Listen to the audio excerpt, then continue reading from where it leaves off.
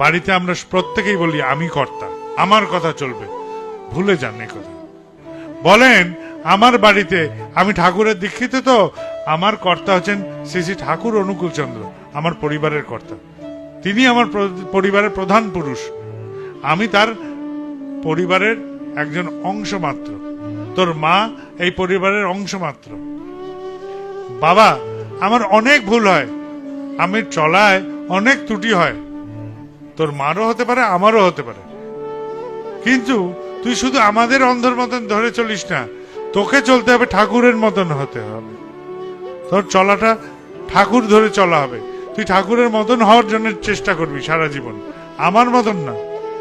আমি তো তোকে একটা নির্দিষ্ট অবধি নিয়ে যাব, তারপরে কিন্তু তুই ঠাকুরের মতন হওয়ার জন্য আপ্রাণ হবে। তুই আমাকে ছেড়ে ছাপিয়ে বেরিয়ে যাবি, এটাতেই আমার আনন্দ।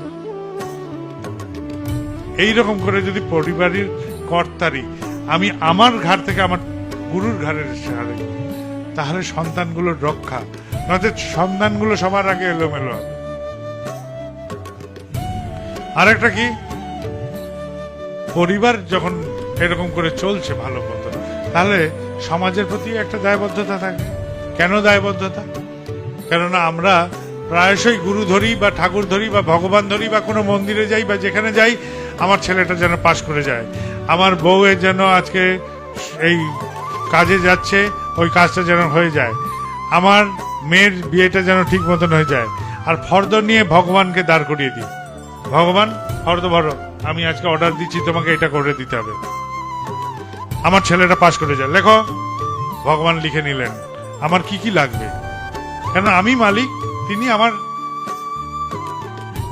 অনুগামী, তিনি অনুগামী, আমি তো মালিক। আমি তো বলছি তুমি এটা করে দাও, ওইটা করে দাও। অর্ডার কে দেয়? যিনি মালিক তিনি অর্ডার দেবেন, তাই নয় কি? যিনি মালিক তিনি অর্ডার দেন, আর যিনি পরিষেবক তিনি ওই অর্ডার নিয়ে নিয়ে পালন করবেন। তাহলে ঈশ্বরই বলি, ভগবান বলি আর ঠাকুরই বলি, তিনি হচ্ছেন আমার পরিষেবক, আমি নই, আমি মালিক। এই যে ভাব, এর থেকে দূর হওয়া দরকার।